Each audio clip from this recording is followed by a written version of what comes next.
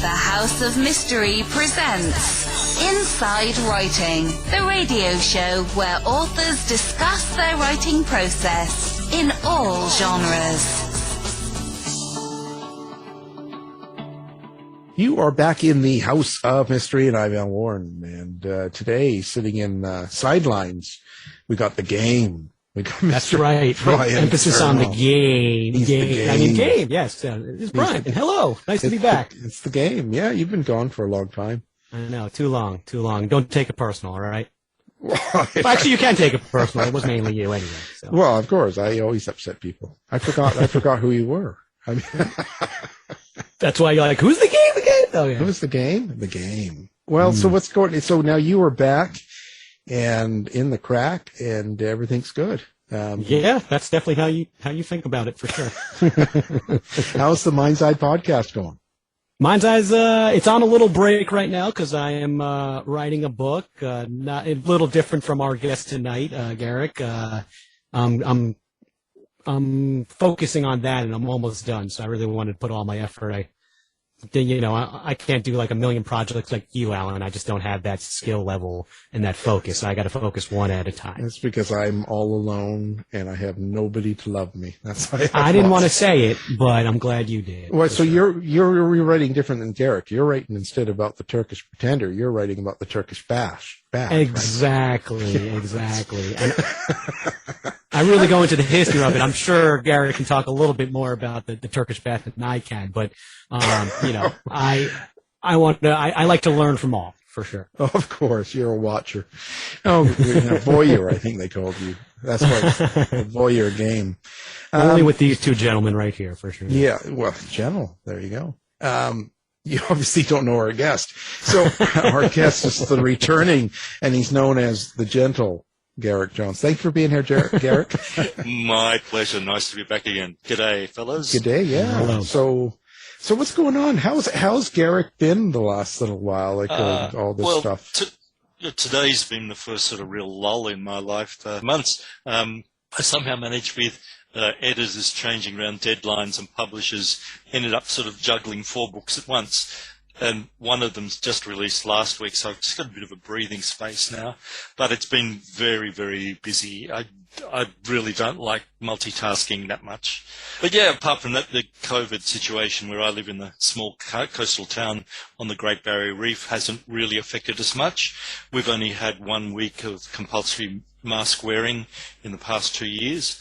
And I'm fully jabbed. And so life goes on. Well, you were fully jabbed before the... Not for a number of years, Alan. Especially when you two get it together, for sure. Yeah. Well, that's, so I always wonder about this with writers because it takes so much of you in the book, especially when you're adding a lot of yourself to it, like in fictional stories as well as historical, and you're putting it together. So none of this sort of has bothered you the last year or so, and now with Russia and everything going on. Oh, yeah, well, exactly. Incredibly, that this latest book that's just come out, The Servants of the Crown, The Turkish Pretender, is based in 1855 in London at the end of the Crimean War. And it has lots to do with Russians and the Crimea, the timely. And there's mention of Ukraine in it as well. And, of course, I wrote this book 5 years ago, so there was a bit of prescience there. It's been on my mind when I was checking the final proof, which was just about the time that the first invasion started. It resonated quite a bit. Yeah, it's something that never, I don't know, it just never ends, does it? It's something you're writing about that happened so long ago is still really happening now. Yeah, and of course, then everybody says, "Oh, you're riding the wave of a popular thing," and you have to try to explain. Well, no, book was written in 2017. Not yesterday. Books don't write themselves unless you're incredibly prolific in a matter of weeks. I mean, my books usually take about 3 months for the first draft, and probably about a year after I've written the first draft before they get to the publisher. Yeah. Well, if you were riding the wave, you'd throw a pandemic in there. Oh, exactly. And I'm a bit sick of pandemic books, to be honest. Oh my God. Yeah. Love in the pandemic. I'm going to barf if I hear Yeah. read one more book about that. Yeah, I can't It's interesting. Yeah. It's interesting. I just picked up a book I hadn't read for years and years. There used to be a Men on Men series, which was a whole collection of short stories. I don't remember it, published in the 80s and 90s. And I was just reading Men on Men 3, and it was all about the AIDS crisis. And of course, we don't really think about that anymore. But every book written by gay people and about gay people was about death. Yeah. In that period. Yeah. Yeah. And it's the same now. But the thing is, it's crazy now because every time I go to put on Netflix or something like that or streaming, you know, you go through 10 or 20 movies and it's some sort of end of the world pandemic, virus, disease, and or zombie. Yeah. And I'm thinking, well, it's, you know. Asteroids, that's the other one. Yeah. Crashing into Earth. It's all the end. Gloom and doom. Yep. You know. Yep. So, okay, what brought you to write this book? This is a really interesting story, and I hope it doesn't get too boring. But when my first book was published with Manifold Press in the UK, I got to meet a whole lot of interesting young UK writers and older UK writers. And I was introduced to one particular writer who was very, very interesting. We spent a lot of time chatting in a forum, and he was a young disabled man and just getting into writing, and asked me if I'd be interested in co-writing a book as an exercise. I said, sure. And we wrote this book, which was called Undercurrents in those days. And I sent the book to the publisher, and who was not real happy with it, said it just read like two different people writing separately.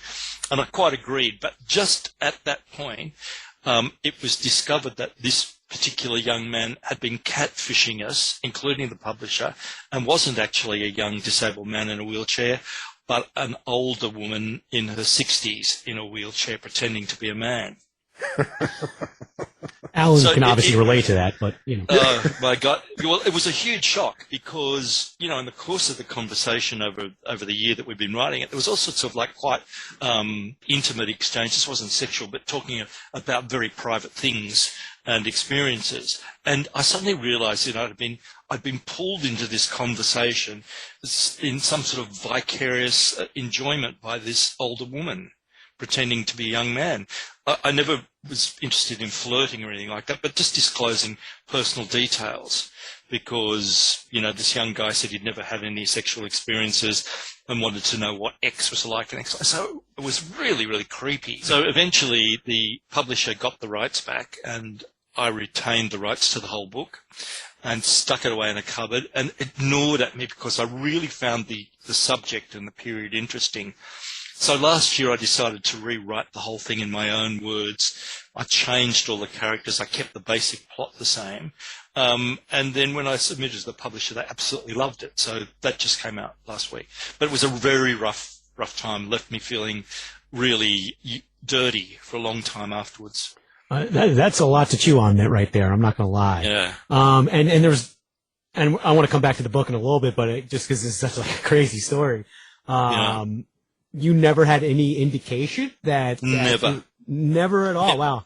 Huh. The only indication I ever had was that we were talking about the Napoleonic Wars, and I asked in an email, as you do, I asked in an email, you know, whether he'd ever seen the Hornblower series with Ioan Griffith, and said no. And I said, well, I'd love to send you a copy for Christmas.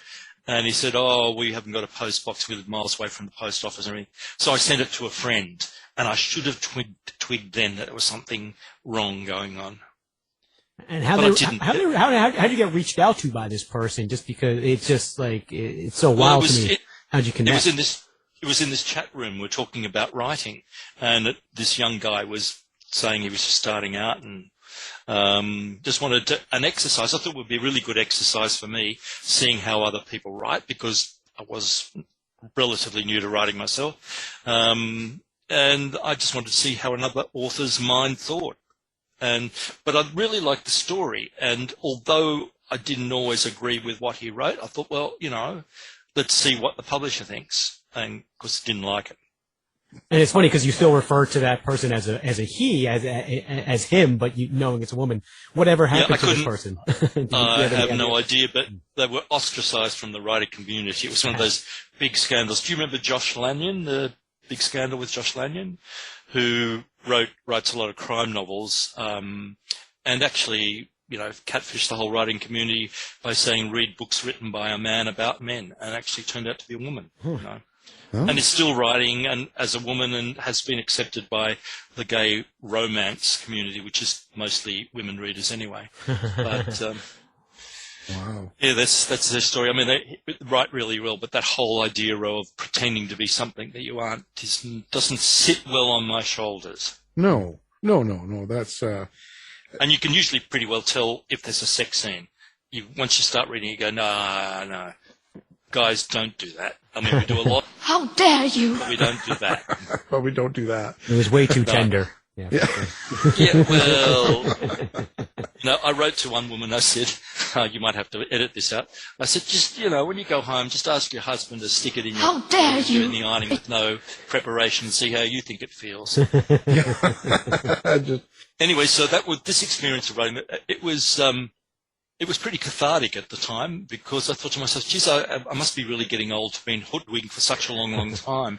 But the writing was so it was so engaging in a way that made me feel really sorry for this person who I thought was a young guy in a wheelchair. When I rewrote it, it was a cleansing process. I think I wrote a much, much better story. And it was all in my own voice, of course, which makes the book cohesive, makes it coherent from the beginning to end, so it doesn't feel like a whole lot of chopped up dialogues written by a committee. Right. Oh, so let's tell the listeners, what is the basic premise of the book?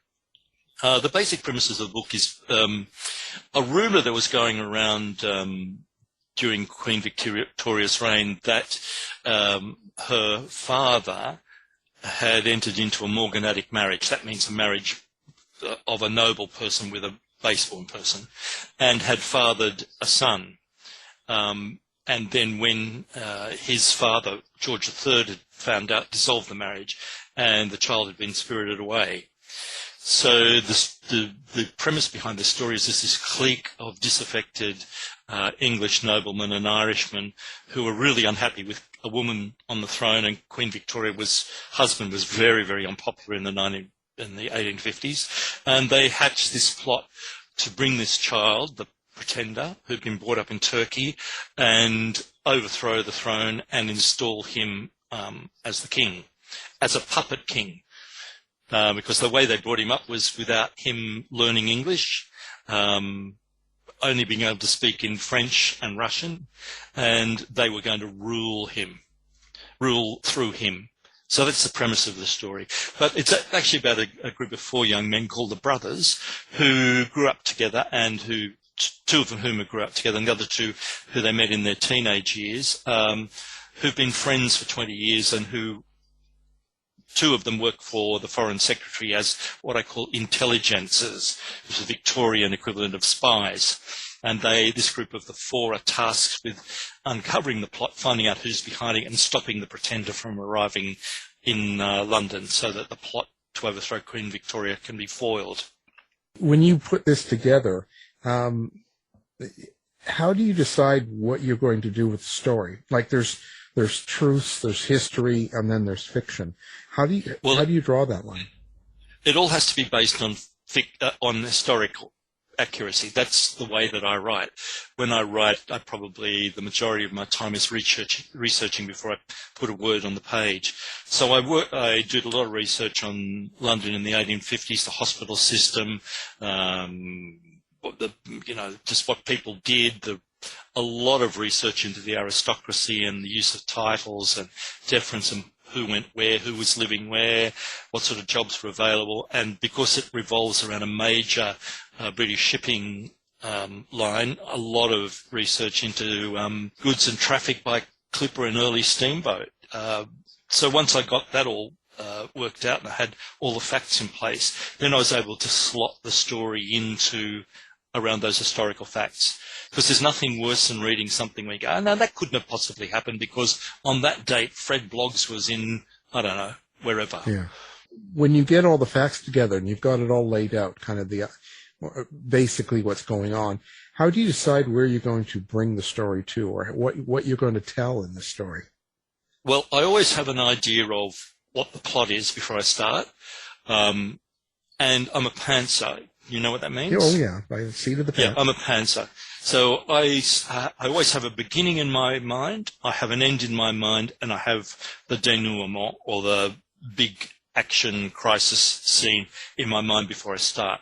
So that somehow, as I'm writing, it always leads me to those points, and where I place the action and where I place the human interest, or where I slot little bits of history into the dialogue without it being an information dump. I don't know, it's sort of a reasonably natural process for me.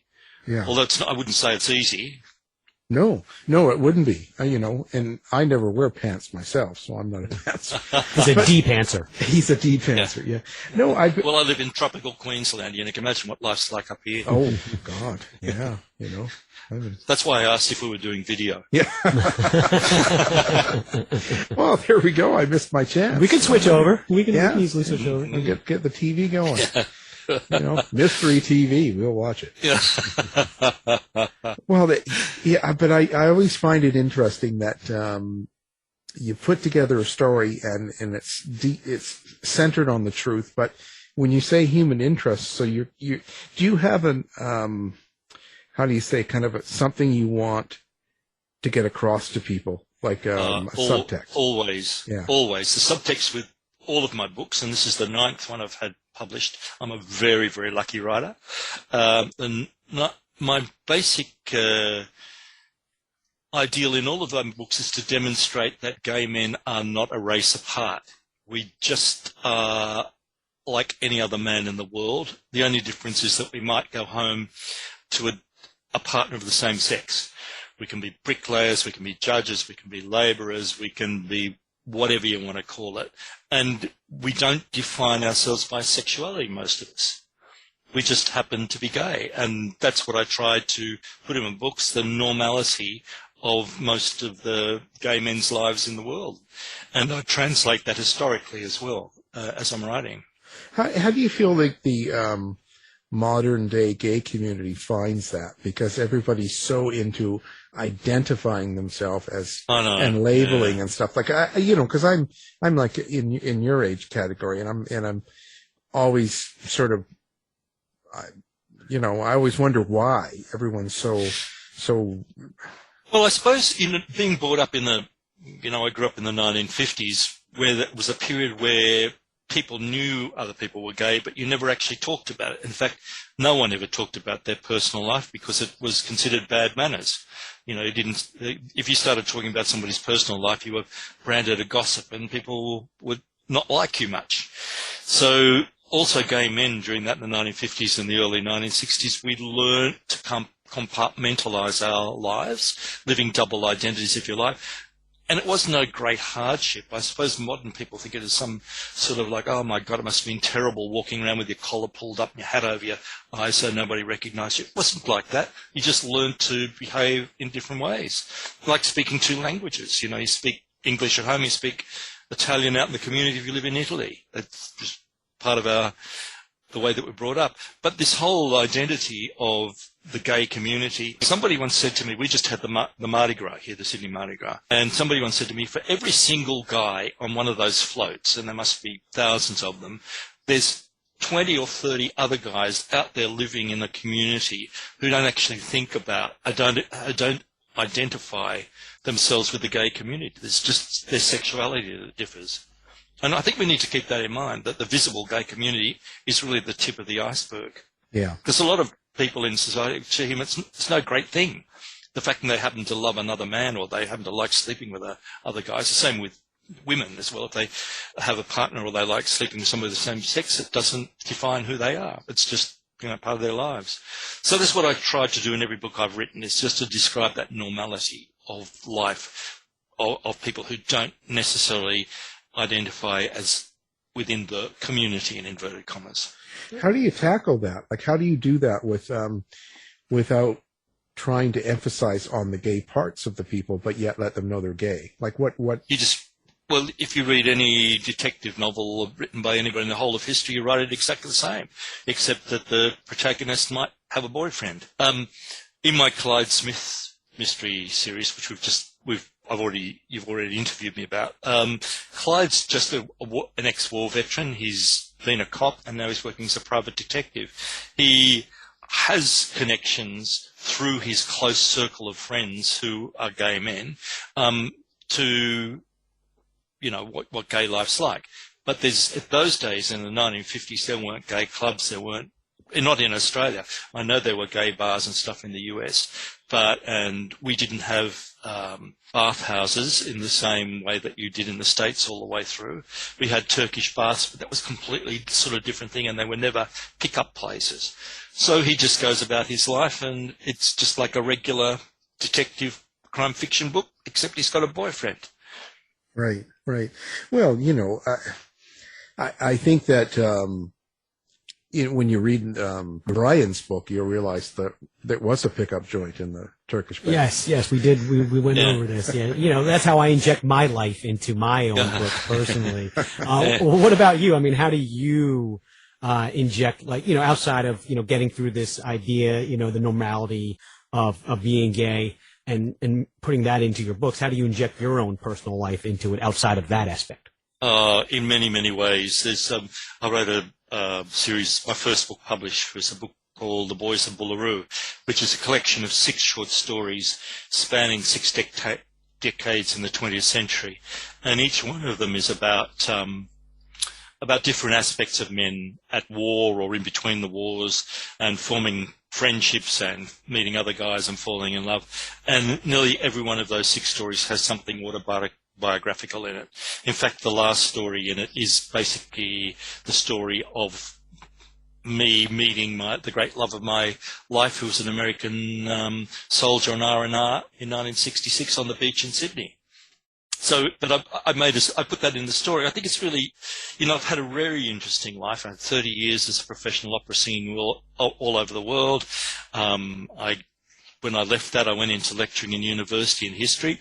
So I've had a lot of experiences, and I try to bleed those into my stories to give it some sense of reality and grounding, so that it's not all just fiction, but there's some truth behind. See, for example, I never write about any place that I've never lived in or visited for any, spend any amount of time in. I just don't think that that's right.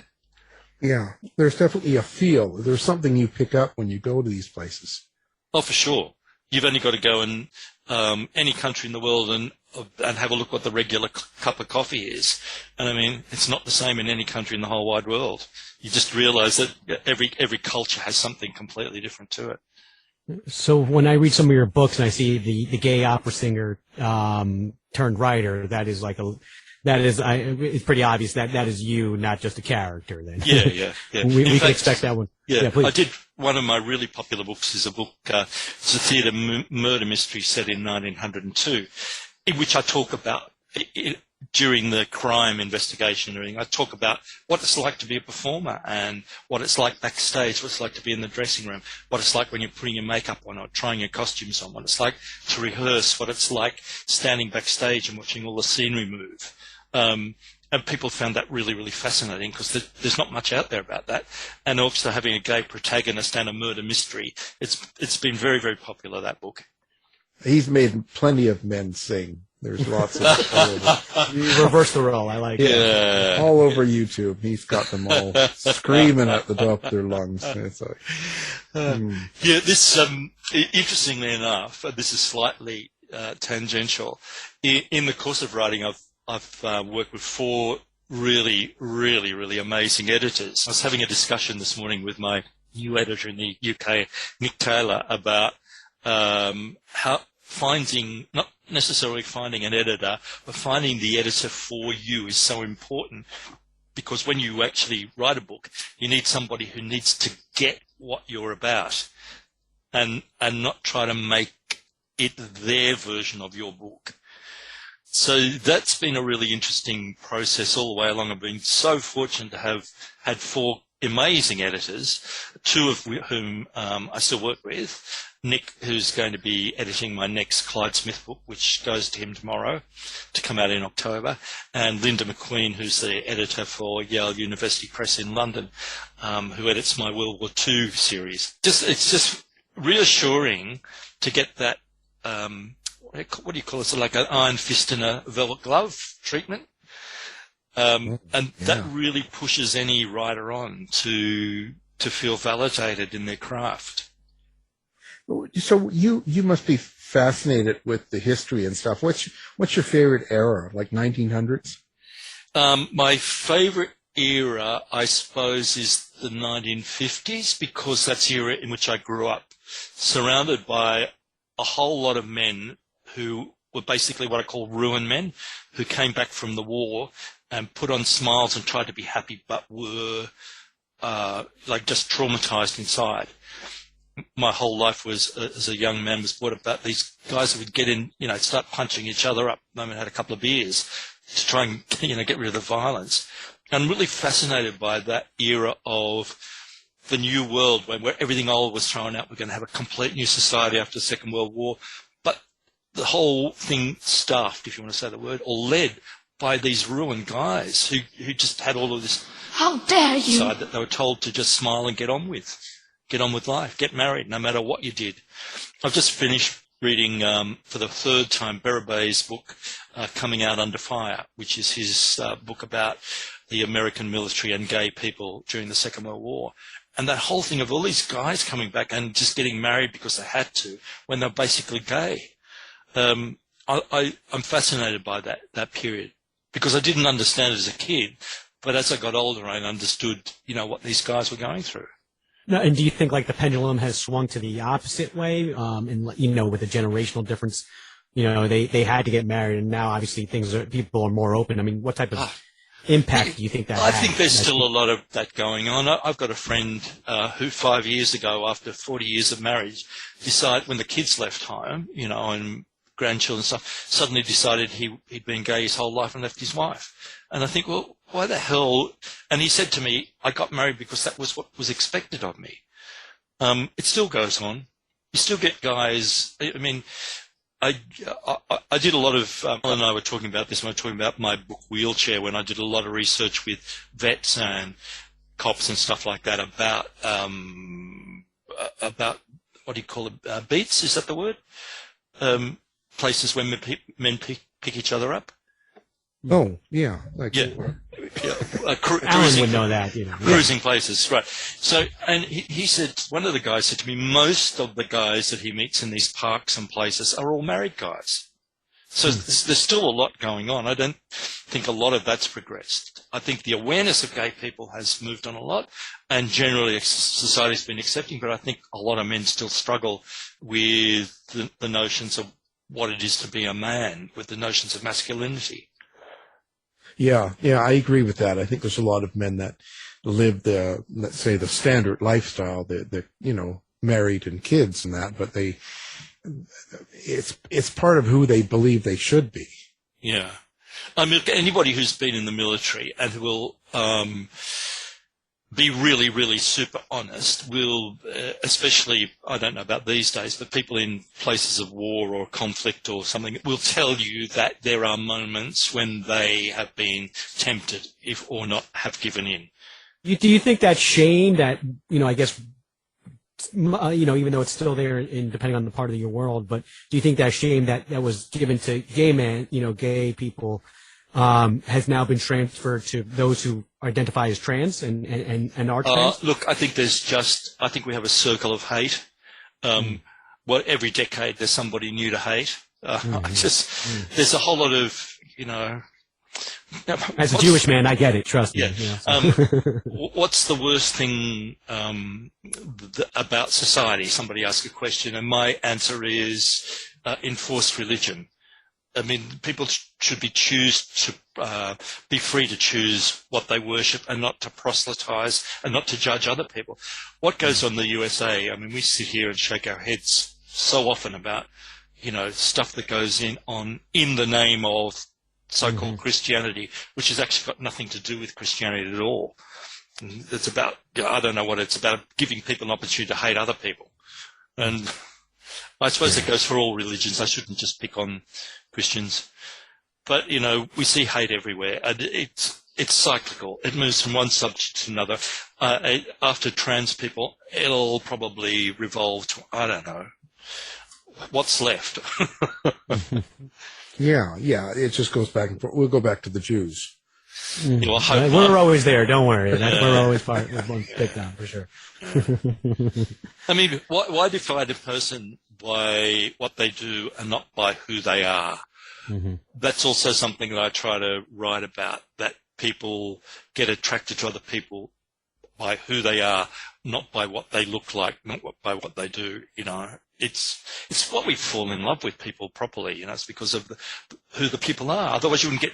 You go see some really, really amazingly good-looking guy with a really maybe not so glamorous-looking woman, but they get together not because of the way each other looks, but because of the way that they feel about each other, who that person is. There should be a lot more of that in this world. We should get rid of reality TV, put the Kardashians in the wood chipper, and start to talk about real people.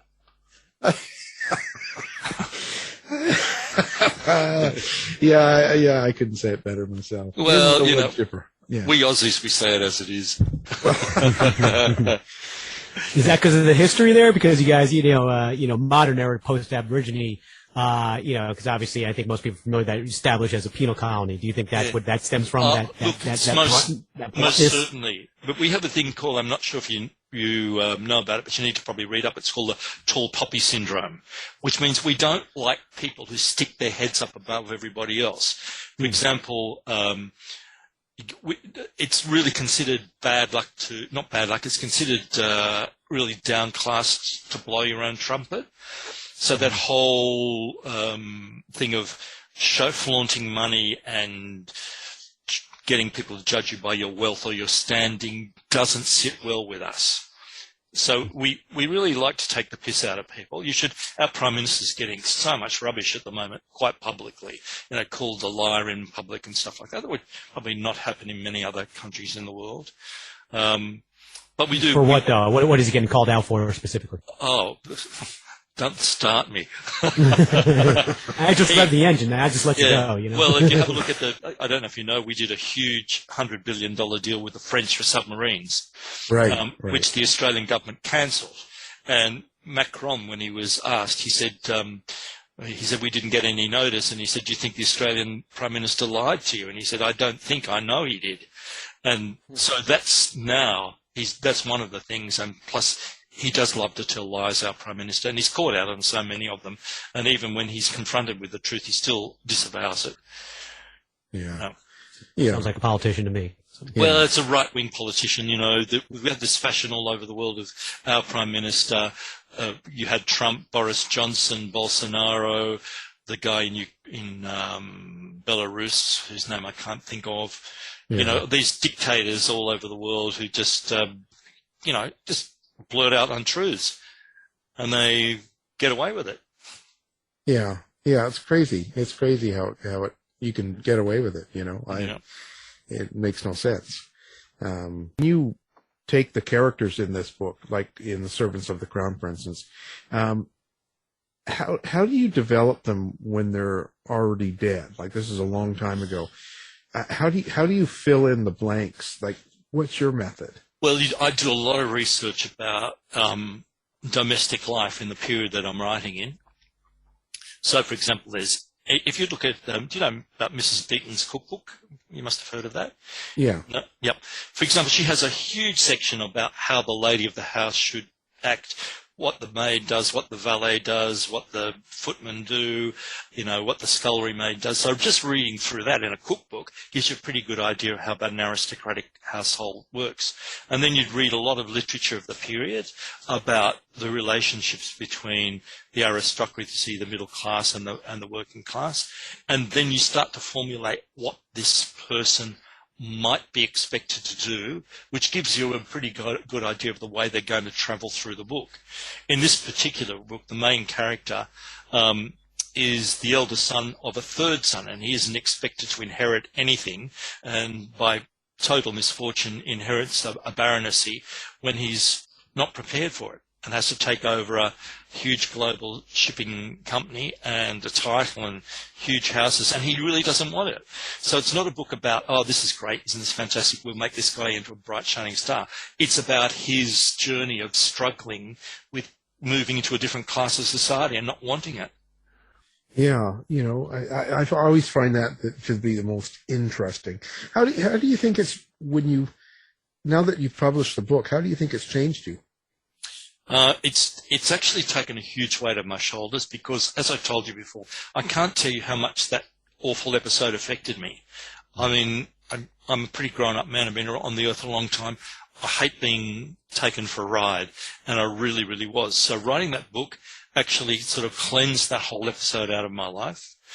It also gave me a lot of satisfaction of writing in a style that I don't normally write in. It's sort of like semi-Dickensian style, using the language and the form of syntax and vocabulary that was used in the 1850s. And to try to form really relationships as they might have been through the norms of society, what was expected in society. And that was and also discovering what it was like to be a gay man during that period. There's quite a lot of literature come out about that recently, including a whole book about Victorians and their servants and sexuality. So, you know, that research just made me feel good. I love researching, so that was like a tick in the box for me, having done that. You know, one thing that I find curious about that time, now this is long before gays were even legal. You know, there was the mindset that being homosexual, you were probably sick mentally and you needed help, or you should just be put away in jail, and you know, you're something bad, no matter what point of view it was. So with that being in the world that you live in, did they ever have the concept or the idea of having a relationship with another man? Not just of course sex. They did. What I'm trying to get at is, how would they see it in their mind? They basically wouldn't talk about it for a start in sort of aristocratic circles, and even in aristocratic circles, if they knew somebody was gay or queer or anything, they just like accepted it as long as they behaved properly. They might tut, you know, to their spouse, but they would never ever talk about it. And people, I mean, this is a period where men had 2 or 3 mistresses, remember? They got married for money, for dowries, or the whole concept of marrying for love was not a great thing then. It might have been written about in Jane Austen's book, but it was an expectation of marrying within your class to further the line.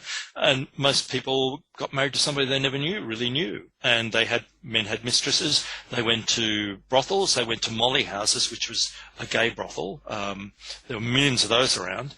So it was really well understood. And in the working classes and the poor classes, of course, it was just like it was during the Depression for a lot of men. There were a lot of straight married men who didn't have any money, went out and stood on the curb and waited for some guy to come and pick them up and give them a blow. Oh my! Job in their car. That's where our concept of the masculine gay man comes from. That is that period of the Depression from America, where all of a sudden so-called straight men started, you know, being available for sex, for money. But, you know, the same thing happened in Victorian England. There's all sorts of scandals about gay bordellos where members of the aristocracy were caught. And, of course, quite famous long-standing relationships between the earls and dukes with their valet, who was their personal manservant. It was the way that they managed to continue to keep a thriving relationship going, was having a close personal servant, where they couldn't have with another member of the aristocracy, for example.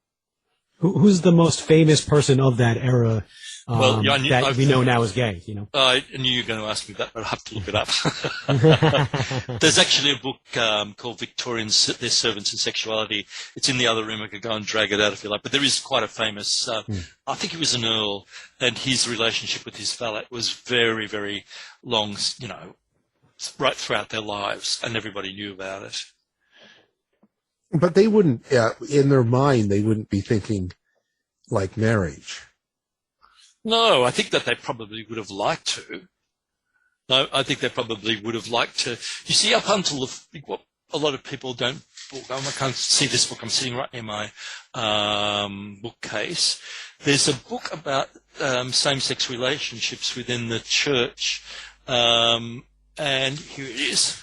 It's called The Marriage of Likeness by John Boswell. It's a very, very good, interesting book, and it's subtitled Same-Sex Unions in Pre-Modern Europe. And in that book, you'll read about a whole lot of religious ceremonies that were performed right up until the 14th century, solemnizing relationships between men. That's something that people don't realize, that, the church was, giving blessings to gay marriages up until the 13th and 14th centuries. So, where did it change? I mean, we look back at ancient Greek, ancient Roman societies where, men slept with their slaves, their male slaves, and they had relationships with each other. Where did it all change? And I hate to say it's this prevalence of sort of puritanical Christian ethic. I can't comment on Judaism or Islam because I don't know much about that. But if it's based on Old Testament stuff, then I probably will think it's pretty frowned upon. I'm not sure.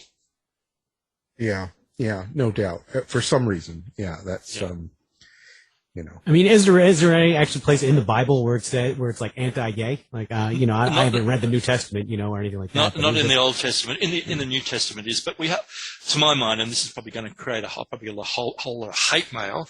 But there was a Council of Nicaea, I think it was 430 something or other, 400 years after the death of Christ, where a whole lot of church people got together and they decided what was going to be in the Bible.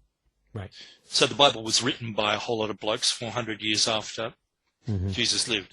And there were certain books from the Bible cut because they didn't fit in with male patriarchal ideas. There's a book of Mary Magdalene, for example. So women didn't get a look in.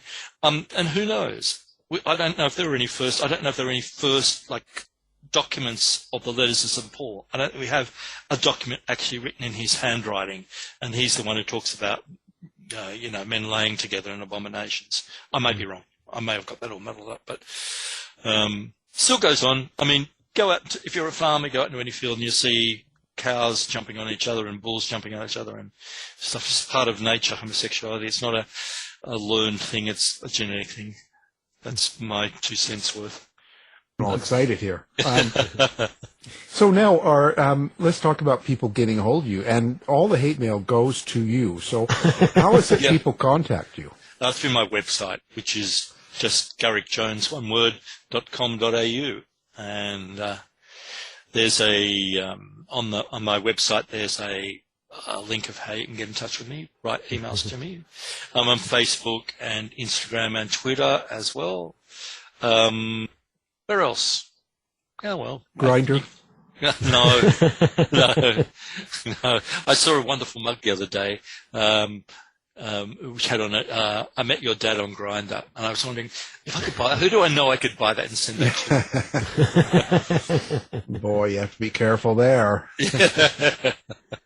Well, if you do get some hate mail, I've learned that if as many people hate you as they do love you, you're probably actually doing something right instead of something wrong. Yeah, I don't know. The worst review I've had two. I'm very, very, very lucky. Again, not only getting published so much, but having really, really good reviews.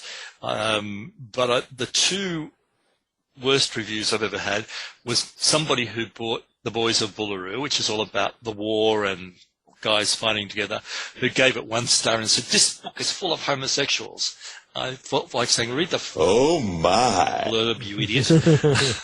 And the other one was about a woman who wrote a short story that was published by Manifold Press, who actually set in Canada, and it's called "Oh Canada," the story. And she wrote and she said, "I didn't like this story. It's too male." Wow. Then you write, "I didn't like this reviewer. It's too female."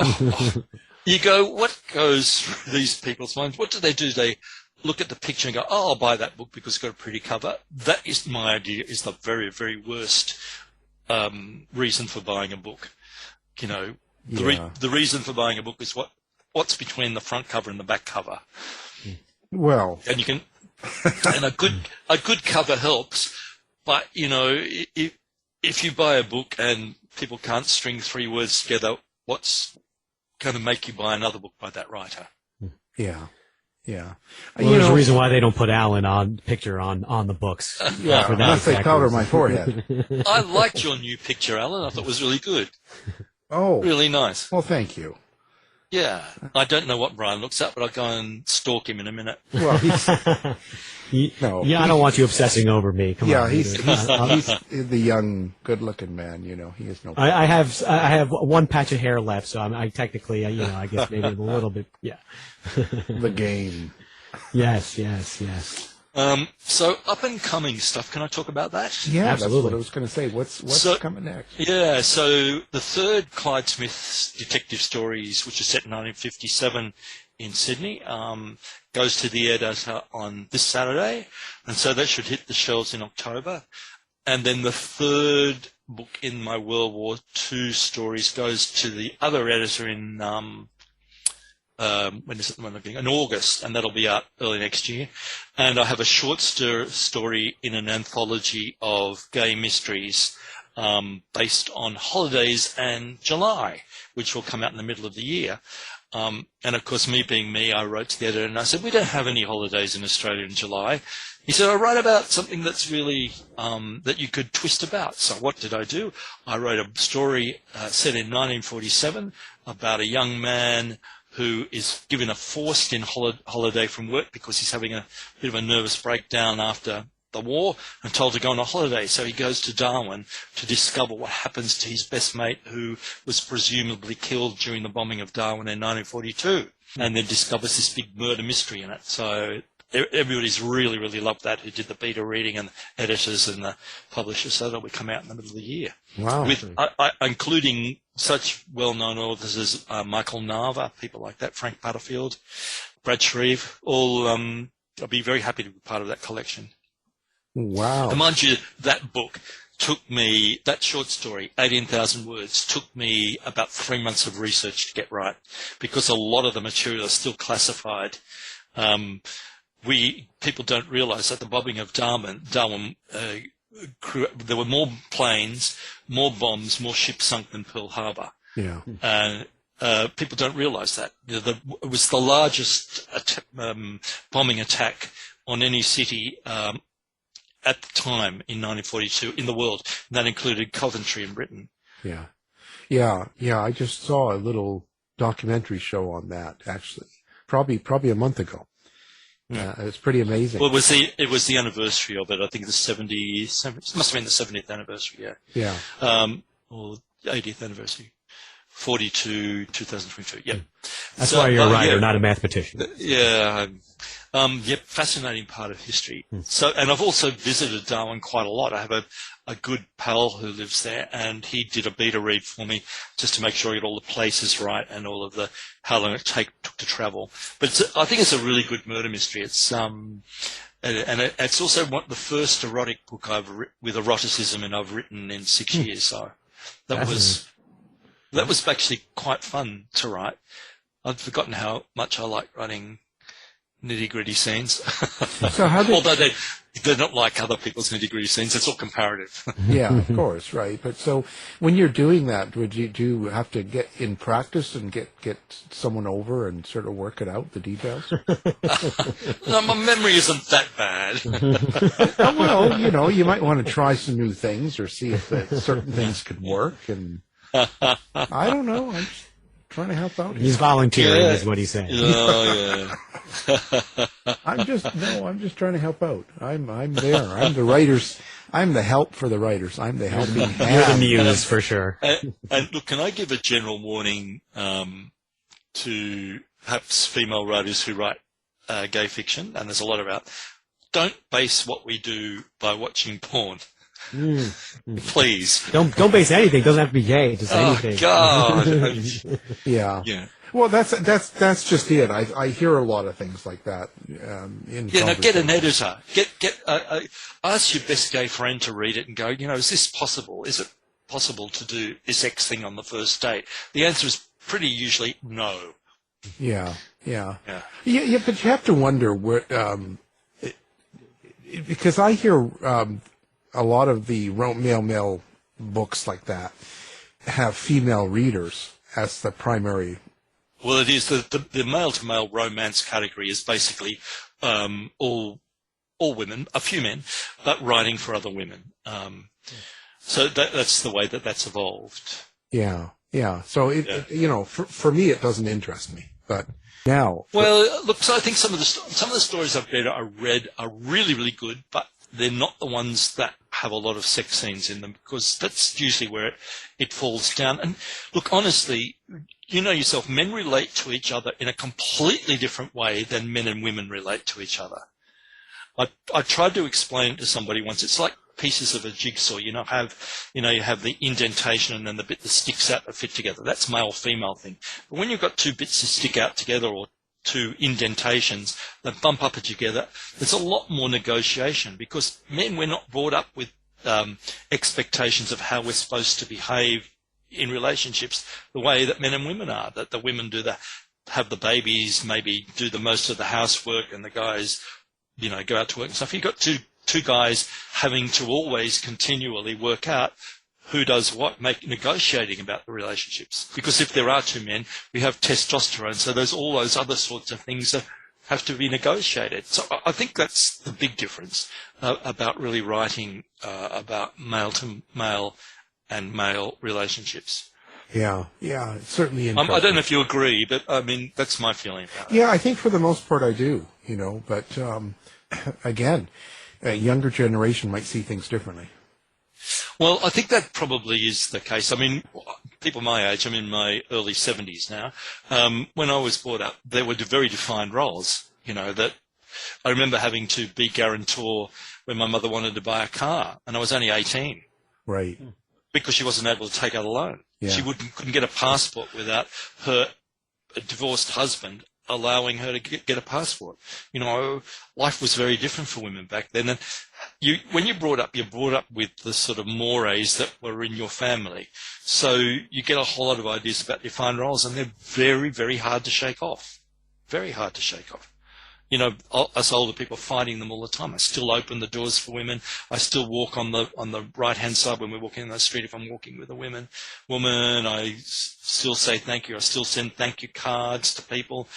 I write little letters, if they've invited me to dinner, thanking them. It's a generational thing. Wow.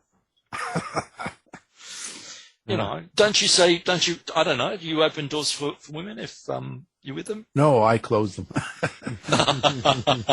What an uncouth man. No, I do. I was brought up that way too, so I have a lot of those habits myself, but I don't see that with the younger generation. I don't see that as I don't mix with I don't have any younger generational friends anymore. I mean, my family's all now dead, and the closest I have is cousins. I suppose they're in their teens who live in Chicago, who I've never actually ever met. So I don't get to see, when I was lecturing at university, I didn't get to see much of their social life. I just saw them as students, and we had, that sort of relationship, but I didn't get to see how they interact with each other without me around. So I don't really know what they do. Oh, they just slap each other at the Oscars. Yeah, and that's one of the reasons. That's one of the reasons I don't write contemporary books, because I have no idea about what's going on. Well, that could be an idea for a new series. You could be brought back into the future. I could write about a grumpy old man trying to negotiate his way through modern society. That would plenty of experience with that. Yeah. I went to a shop recently, a big department store, and I wanted to buy something, and it was $17.50, and I gave the girl $22.50, and she pulled out a calculator. Oh. Good Lord. And I said, all I want is a $5 note, please. And she pulled out and I just thought, well, this is really indicative of how things have changed. And I'm not saying it's better or worse or anything like that. It's just that when I add up, I don't use my calculator. I still do it on a piece of paper and a pencil or in my head. Yeah. Yeah, well, that's how we do it, so we make it. But I'm sure my grandparents were exactly the same. I'm sure they shook their heads over my mother and her brothers and sisters in their bobby socks and 1940s and 34, Yeah, we see that. I think that's just the way it goes, So. Yeah. I remember my grandmother, when we came home from a trip, once she said, I can't wait to get inside and take my corset off and have a good old scratch. And I thought, that's a real sign of how different life is. Well, I always like to get in and get a good scratch myself. Yeah. Well, some things never change and some things never stay the same, I guess. Well, Garrick, we are out of time, but it's been a great show. And of it's been course, great. now the book you have to go out and get is called Servants of the Crown, and it's The Turkish Pretender. So, and the author has been a guest, Garrick Jones. Thank you for being here. It's been my pleasure, guys. I have really, really enjoyed it. Thank you. Same here. Appreciate it. You've been listening to the House of Mystery radio show. To find out more about our guests, hosts, or shows, go to www.houseofmystery.com. Show's over for now. Was it as good for you as it was for me? Yeah. Good night. This has been a production of Something Weird Media. I'll be back.